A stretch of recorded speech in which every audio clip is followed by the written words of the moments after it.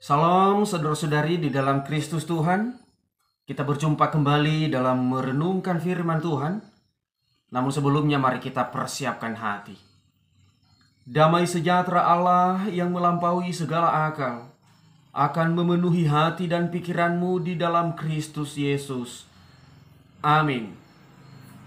Firman Tuhan yang kita renungkan dibaca dari surat Yohanes pasal 3 ayat 22 sampai 30. Inilah firman Tuhan. Sesudah itu Yesus pergi dengan murid-muridnya ke tanah Yudea, dan ia diam di sana bersama-sama mereka dan membaptis. Akan tetapi Yohanes pun membaptis juga di Ainon, dekat Salim, sebab di situ banyak air, dan orang-orang datang ke situ untuk dibaptis. Sebab pada waktu itu Yohanes belum dimasukkan ke dalam penjara. Maka timbullah perselisihan di antara murid-murid Yohanes dengan seorang Yahudi tentang penyucian. Lalu mereka datang kepada Yohanes dan berkata kepadanya, "Rabi, orang yang bersama dengan engkau di seberang sungai Yordan, dan yang tentang dia engkau telah memberi kesaksian, dia membaptis juga dan semua orang pergi kepadanya." Jawab Yohanes, "Tidak ada seorang pun yang dapat mengambil sesuatu bagi dirinya, kalau tidak dikaruniakan kepadanya dari sorga. Kamu sendiri dapat memberi kesaksian bahwa aku telah berkata, aku bukan Mesias, tetapi aku diutus untuk mendahuluinya. Yang empunya mempelai perempuan ialah mempelai laki-laki, tetapi sahabat mempelai laki-laki yang berdiri dekat dia dan yang mendengarkannya sangat bersukacita mendengar suara mempelai laki-laki itu.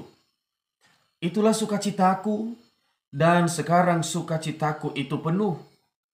Ia harus makin besar, tetapi aku harus makin kecil."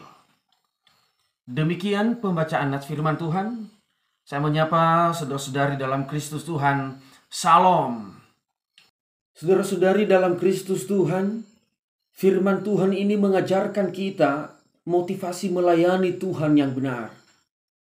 Dengan meneladani Yohanes Pembaptis, bagaimana ia merespon, bagaimana responnya tentang Yesus yang semakin besar dan semakin dikenal banyak orang. Yohanes sebelumnya sangat terkenal. Ia dikenal banyak orang, hanya ia yang membaptis. Tetapi setelah Yesus datang, perhatian orang banyak beralih kepada Yesus. Bahkan pekerjaan Yohanes membaptis orang juga dilakukan oleh Yesus. Dari firman Tuhan yang kita baca, pada saat itu Yesus membaptis di tanah Yudea, dan Yohanes Pembaptis juga membaptis di Ainon. Karena orang sama-sama melihat Yesus dan Yohanes sama-sama membaptis, maka timbullah perselisihan di antara murid-murid Yohanes dengan orang Yahudi tentang penyucian. Lalu mereka datang kepada Yohanes dan berkata, "Rabi, orang yang bersama dengan engkau di seberang sungai Yordan, dan yang tentang dia engkau telah memberi kesaksian, dia membaptis juga dan semua orang pergi kepadanya."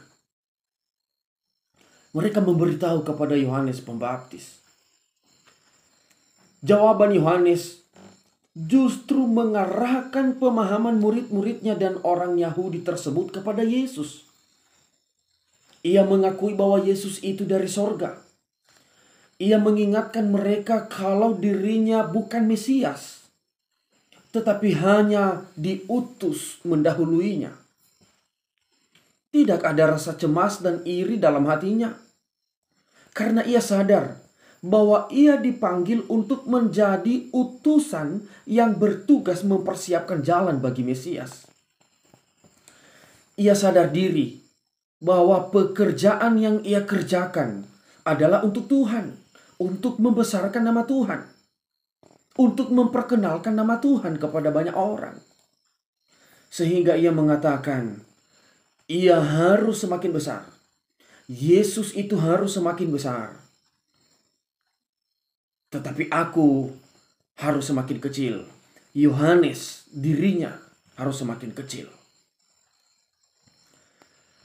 Saudara-saudara yang terkasih dalam Tuhan, firman Tuhan ini juga menyadarkan kita. Apa motivasi kita melayani Tuhan? Kita memang harus bekerja untuk Tuhan. Karena kita adalah hamba Tuhan. Tetapi kita harus ingat dan menyadari, kita hanya hamba Tuhan. Pekerjaan yang kita kerjakan adalah untuk Tuhan dan kepada Tuhan.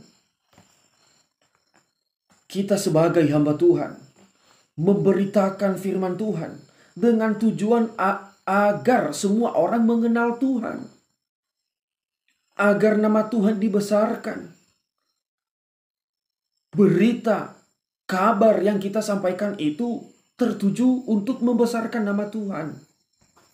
Untuk memperkenalkan nama Tuhan kita Yesus Kristus kepada semua orang.